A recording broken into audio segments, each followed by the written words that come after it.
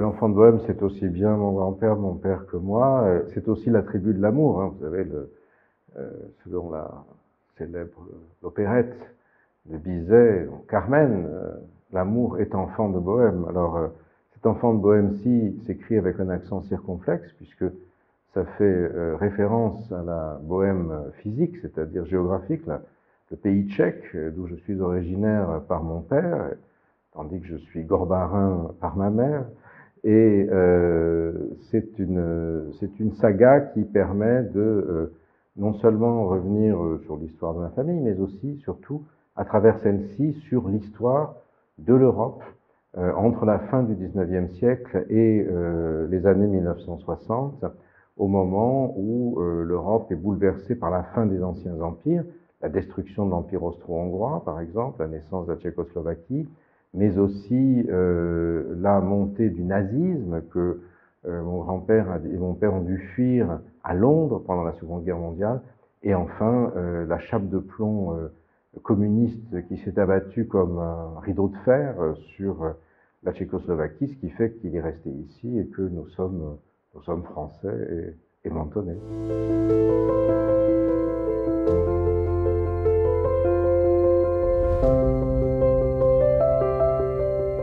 Kafka était aussi tchèque, hein, à sa manière, mais sa lettre au père qui est quand même un enjeu d'acrimonie.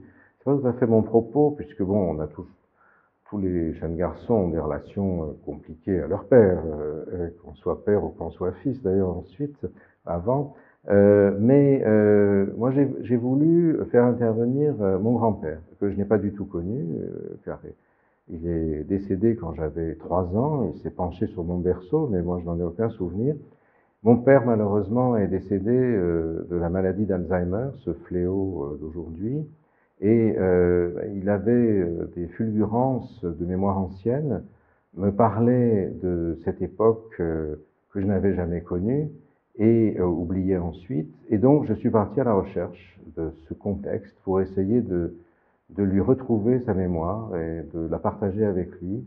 Ça a été 10 ans de travail dans les archives, la correspondance familiale aussi. C'était un homme de lettres, il avait fait de la politique, donc il avait écrit à beaucoup de monde. Il y avait énormément de lettres dans les archives à Prague. Un seul problème, je ne parle pas un mot de tchèque. Donc j'ai plus l'âge d'apprendre une langue encore, j'ai appris l'arabe, ça suffit. Donc j'ai eu deux jeunes gens bilingues qui m'ont aidé, qui ont traduit tout ça, et j'ai essayé de reconstituer tout cela avec à la fois la dimension familiale, personnelle, et puis aussi avec la dimension de l'histoire du XXe siècle, qui fait un peu en écho aujourd'hui à ce que nous vivons, parce que on étudie les bouleversements de l'ordre mondial, la guerre qui est à nos portes, Poutine qui a envahi l'Ukraine, l'extrême droite qui progresse dans un certain nombre de pays européens, en particulier à notre frontière, à Menton, les migrations qui traversent la Méditerranée, le bouleversement démographique dont certains se félicitent comme diversité et que d'autres redoutent comme grand remplacement. Donc on est très surpris de tout ça parce que finalement on a vécu une sorte de parenthèse pacifique au cours des 50 dernières années, mais la réalité de l'histoire, c'est la guerre et c'est l'affrontement. Donc revenir en arrière sur le siècle écoulé, c'est aussi une façon d'arriver à mettre en perspective et à penser les défis que nous affrontons aujourd'hui.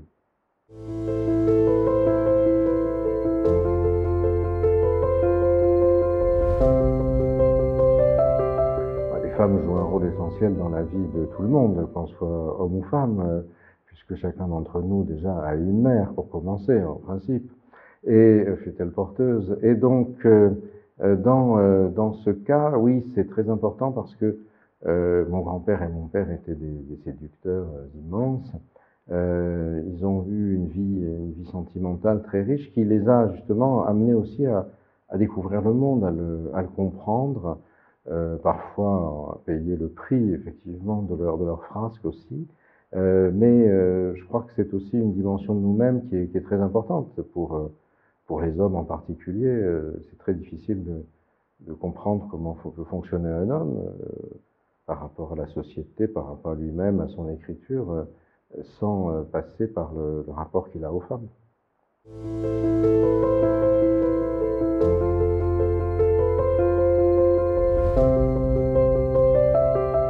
On a complètement oublié tout ça. Vous savez qu'entre 1871, c'est-à-dire après la défaite du Second Empire, et 1914, la France est le centre du monde. Du reste, à Menton, on le voit très bien, les splendeurs de Menton, les grands hôtels de la Belle Époque, tout le monde vient ici. Les jardins de Menton ont été plantés par les Anglais qui rapportaient de l'Empire des Indes des graines et des boutures, les jardins Henbury en Italie, les serres de la Madone, le jardin du Van Rahmé, etc. D'une certaine façon, tout ça, c'est le moment où la France est le centre du monde. Même si l'Empire britannique va dépasser, c'est ici, c'est la culture, et pour quelqu'un comme mon grand-père, apprendre le français, en 1895, quand il va à l'université à Prague, après son lycée, c'est l'émancipation, c'est la découverte des nouvelles techniques, le français est le porteur de la modernité, et Paris est le centre de l'univers. Ça va durer jusqu'en 1914, et ensuite tout va s'effondrer. Il y a d'ailleurs le parallèle ici, c'est après la guerre de 14, les palaces de Menton vont décliner, puisque à la Belle Époque, on va au bain de mer, on va plus dans ces palaces qui sont un peu loin, où on se protège des embruns. Et puis ensuite, la Seconde Guerre mondiale va emporter tout ça, et du reste, les palaces ici seront vendus par appartement, pour le profit de certains qui y habitent du reste. Mais vous voyez, je vous dis ça parce que on voit bien comment, en réalité, le microcosme fonctionne avec le macrocosme, c'est-à-dire même l'histoire d'une ville comme Menton s'inscrit dans l'histoire de l'univers.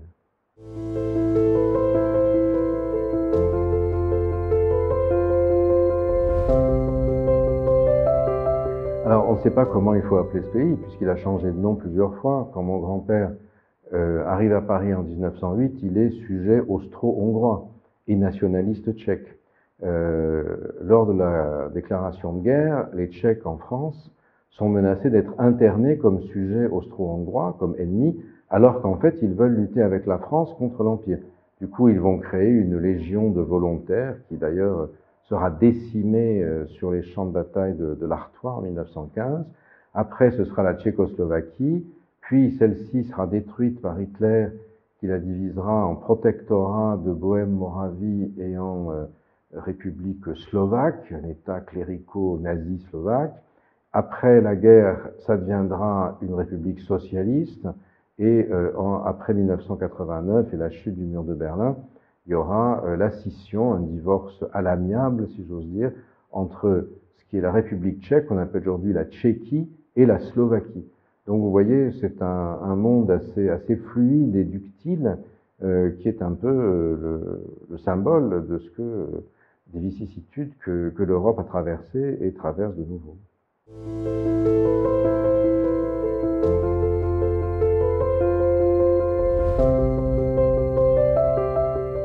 Alors, en fait, il n'y a pas vraiment de hiatus entre mon œuvre universitaire précédente et celle-ci, même si certains peuvent être surpris que quelqu'un qui a passé sa vie à étudier le djihadisme et le monde arabe, tout d'un coup, fasse une œuvre littéraire qui se passe en Bohême.